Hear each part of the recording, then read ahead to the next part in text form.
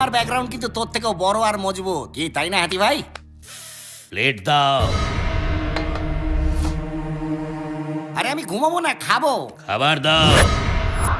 আমাকে হাতি বানাতে চাইছো নাকি? খেলেই রোগা হয়ে যাবে। হ্যাঁ? খাও। আমি কি পেটুক নাকি যে এত খাবো? হাতিও এতটা খেতে পারবে না। বলছে কি দাদা, এত খাবার দেখে না আমার মাথা ঘুরছে।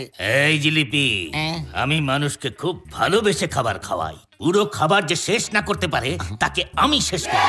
সিদ্ধান্ত তোমার হাতে। কি করবে, তুমি শেষ করবে না আমি করব? বলো এবার।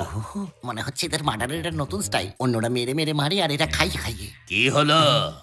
পরে হবে। ও মা গো, বাবা গো, আমার পেটটা করে ফেটে যাবে গো।